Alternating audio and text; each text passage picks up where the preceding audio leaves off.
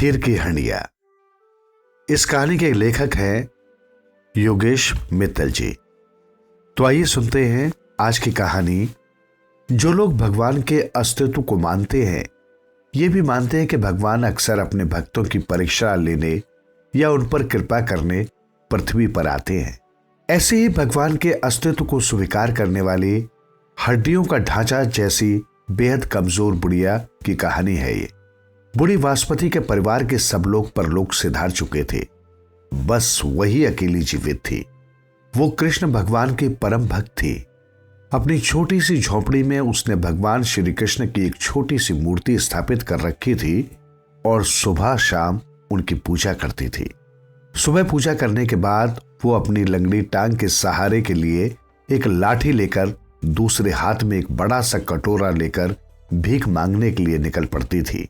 उसके बुढ़ापे और अपंगता को देख दयालु लोग उसे कुछ न कुछ दे ही देते थे और उसका गुजारा हो जाता था।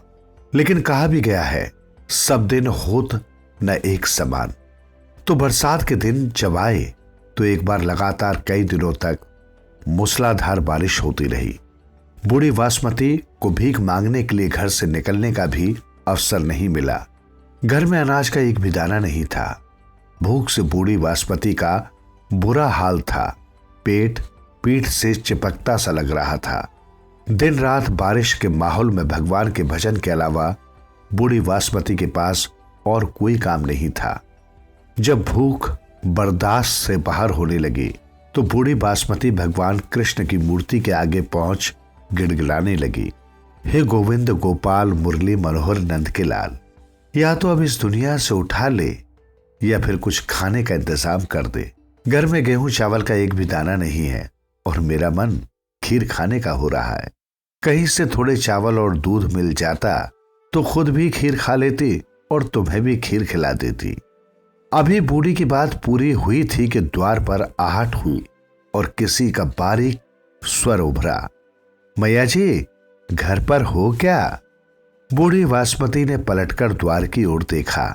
द्वार पर एक सुंदर सलोना बालक खड़ा था। उसके हाथों में एक हंडिया थी जो बहुत बड़ी नहीं थी। मैया मुझे बहुत भूख लगी है, थोड़ी सी खीर बना देगी? उस बालक ने प्रेम और आदर से प्रश्न किया। खीर? बूढ़ी बासमती के चेहरे की झुर्रियां गहरी हो गई। पर लाला, मेरे घर चावल दूध चीनी कुछ भी नहीं है, खीर कैसे बनाऊंगी? तू सामान की चिंता मत कर मैया, सब है मेरी हंडिया में, बस तू इसे आग पर चढ़ा दे और खीर बना दे। कहते हुए वो सुंदर सलोना बालक बूढ़ा बासमती के घर में घुस आया। तू बैठ लाला, मैं चूल्हा सुलगाती हूं। बासमती हंडिया बालक के हाथ से लेकर मिट्टी के चूल्हे की ओर बढ़ गई, जिसमें कुछ सूखी लकड़ियां भी थी। बूढ़ी ने चूल्हा सुलगाया और हंडिया आग पर चढ़ा दी। हंडिया में खीर के सामान को देख वो सोचने लगी, जरा सा तो सामान है, इसमें कितनी खीर बनेगी? इस बालक का पेट भी नहीं भरेगा। थोड़ा ज्यादा सामान होता तो मैं भी चख लेती। मैया तू क्या सोच रही है? तभी बालक ने पूछा, जो पास ही फर्श पर बिछी चटाई पर बैठ गया था। अरे कुछ नहीं, बासमती कुछ अनमनी सी होकर बोली। फिर अचानक ही उसने पूछा, लाला तेरा नाम क्या है? गोविंद, बालक ने जवाब दिया। तेरा घर कहाँ है? बासमती ने पूछा। समझे तो कहीं नहीं, समझे तो हर जगह मैया। अब तेरे घर आया हूं तो ये भी मेरा ही हुआ ना, या तू मुझे घर से निकाल देगी? गोविंद ने कहा। अरे नहीं नहीं, तू जब तक चाहे मेरे घर में रह।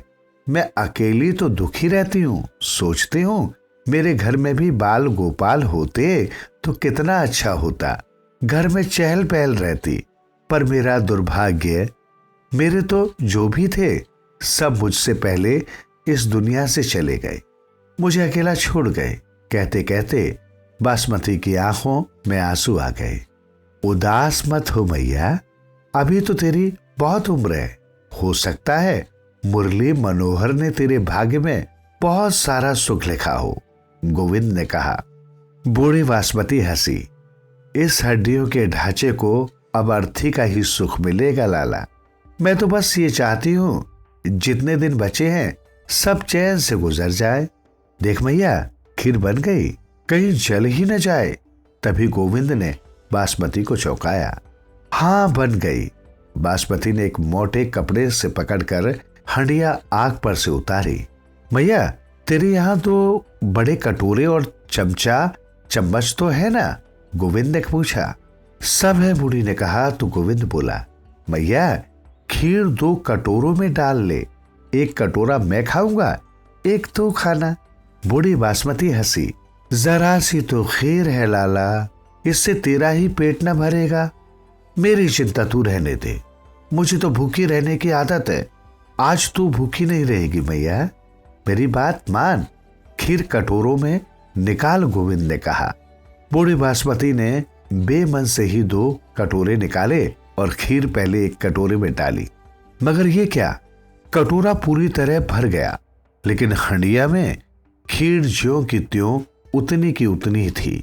हंडिया की खीर जरा भी कम नहीं दिख रही थी। बासमती ने दूसरे कटोरे में खीर डाली, वो भी भर गया, लेकिन हंडिया में खीर अब भी उतनी की उतनी थी। देख मैया, मैंने कहा था ना कि आज तो भूखी नहीं रहेगी। और मैया, इस खीर की तो खुशबू ही बता रही है कि खीर बहुत बढ़िया बनी है। एक बात बोलूं मैया, ये खीर खाकर तू हट्टी कट्टी जवान जैसी हो जाएगी और खुद को पहचान भी नहीं पाएगी। गोविंद ने कुछ हंसते हुए मस्खरी जैसे अंदाज में कहा तो बासमती ने उसे छिड़का। धत, मैं तेरी दादी की उम्र की हूं, दादी से मस्खरी कर रहा है। खीर खा मैया। गोविंद स्वयं भी खीर खाते हुए बोला तो बासमती ने भी खीर खाना आरंभ कर दिया।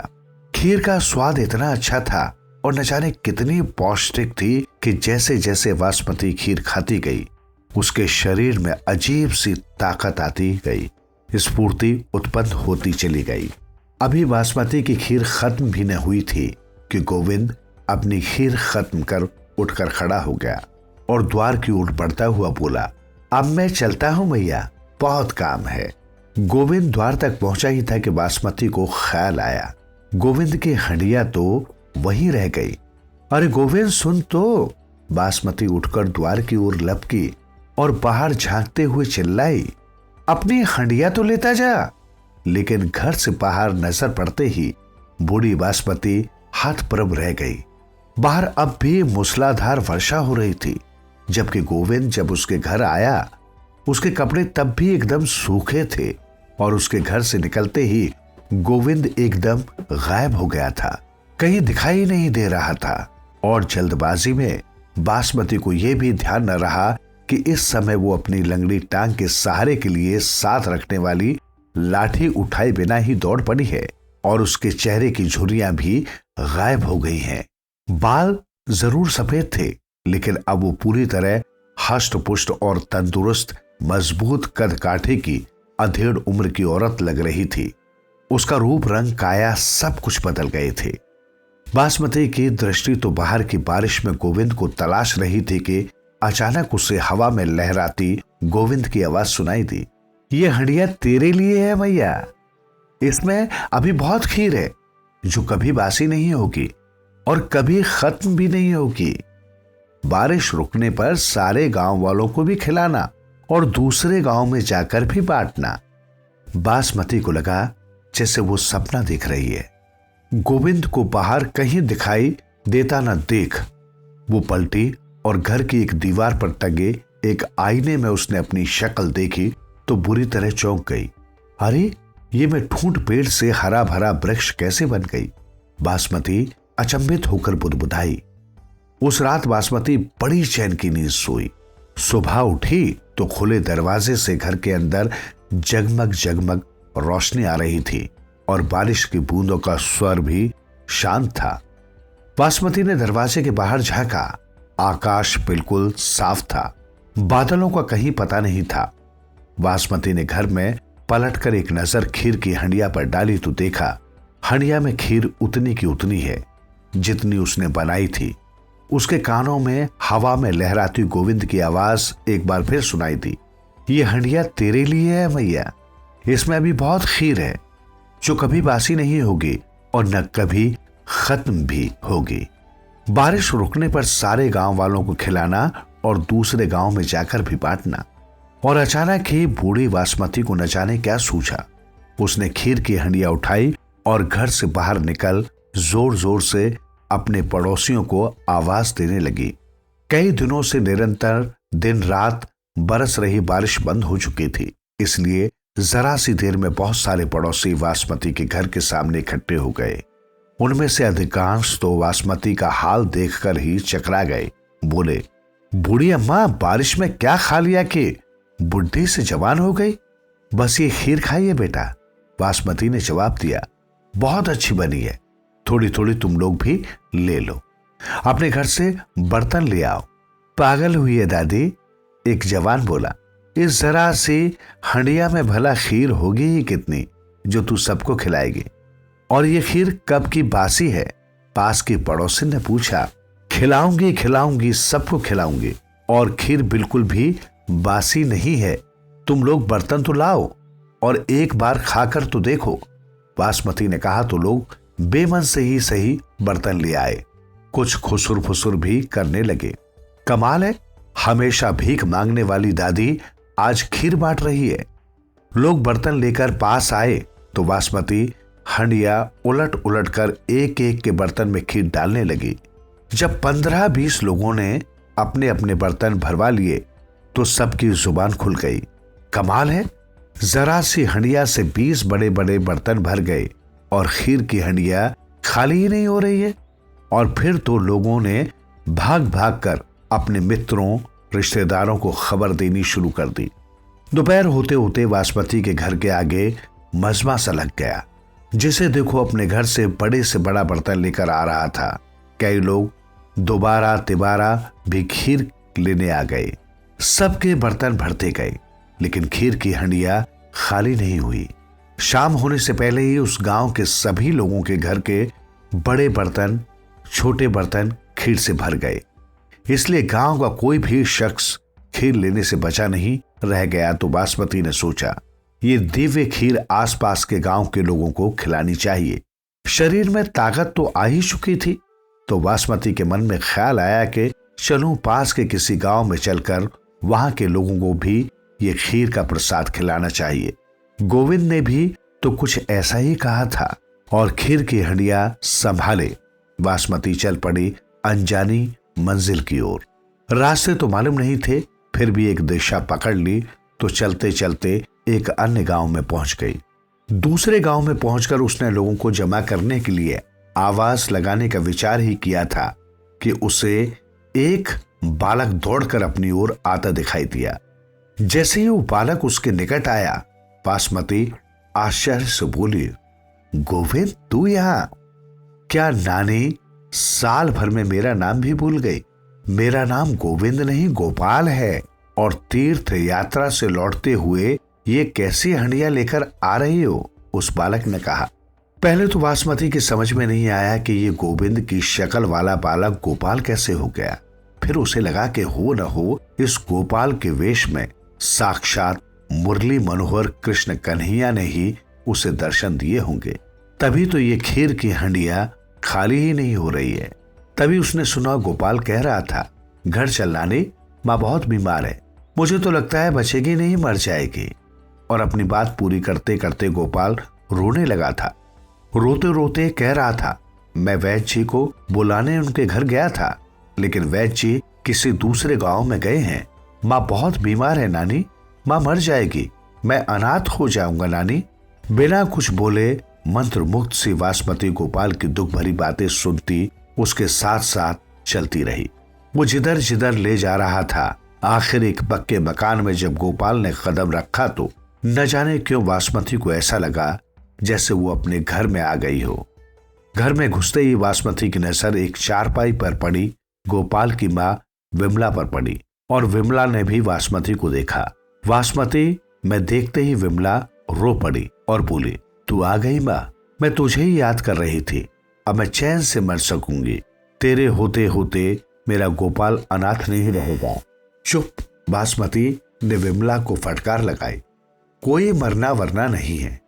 फिर घूमकर बासमती ने गोपाल से कहा, जा बेटा, एक कटोरा और चम्मच लेकर आ। पहले तेरी मां को खीर का प्रसाद खिला दूं, फिर तुझे भी दूंगी। गोपाल कटोरा चम्मच लेकर आया तो बासमती ने कटोरे में खीर उड़ेली। फिर हंडिया एक तरफ रख बिमला की चारपाई पर उसके सिरहाने बैठ गई। उसे अपने हाथों से खीर खिलाने लगी। कुछ ही चम्मच खीर खाकर लेटी हुई बिमला उठकर बैठ गई और बोली, तुम्हारे हाथ से खीर खाकर बहुत अच्छा लग रहा है मां। लगता है ढेर सारी ताकत आ गई है। तुम खीर का कटोरा और चम्मच मुझे दो, मैं अपने हाथ से खाती हूं। ठीक है, मैं गोपाल को भी खीर देती हूं, फिर तेरी पड़ोसियों को भी खीर बांट दूंगी। बासमती ने कहा और गोपाल से संबोधित होकर बोली, जा बेटा, अपने लिए भी कटोरा चम्मच ले आ। गोपाल कटोरा और चम्मच लेकर आया तो बासमती ने उसके कटोरे में भी खीर उड़ेल दी। फिर चारपाई से उठ खड़ी होते हुए बोली, बाहर चलूं और तेरे पड़ोसियों को भी खीर बांट दूं। क्या मां? बिमला अपनेपन से बोली, ठीक है कि तुम तीर्थ यात्रा से आई हो और खीर का प्रसाद भी लाई हो, पर इस छोटी सी हंडिया में कितनी खीर होगी? तुम कितनों को बांटोगी? बासमती हंसी, ये गोविंद गोपाल मुरली मनोहर कृष्ण कन्हैया की दी हुई खीर की हंडिया है बिटिया। जब तक खीर देगी मैं बांटती रहूंगी। और फिर बासमती ने बिमला के अड़ोस पड़ोस में भी खूब खीर बांटी, मगर फिर उस गांव को छोड़कर कहीं न जा सकी। उसे अपना घर वहां जो मिल गया था, जहां उसकी एक बेटी भी थी और उसका बेटा भी, जो उसके अपने हो गए थे। बिमला तो खीर खाकर ही उठ बैठी। उसे क्या बीमारी थी ये तो पता नहीं, लेकिन खीर खाकर वो एकदम भली चंगी हो गई थी। तीर्थ यात्रा पर गई गोपाल की नानी से उसकी शक्ल हूबहू कैसे मिल गई, ये कभी बासमती की समझ में नहीं आया। लेकिन जब तक वो बिमला और गोपाल के घर रही, गोपाल की नानी तीर्थ यात्रा से कभी नहीं लौटी। ये जीवन अपनी मर्जी से नहीं पाया है। अतः इस दुनिया में आए हैं तो जब तक जिए सकारात्मक सोच के साथ जिए। उस अज्ञात शक्ति पर सदैव भरोसा रखें जिसने आपको इस दुनिया में भेजा है। जब उसने आपको जीवन दिया है तो जीने की शक्ति भी देगा। जब तक जीवन है, मरने की बात कभी न सोचे हैं।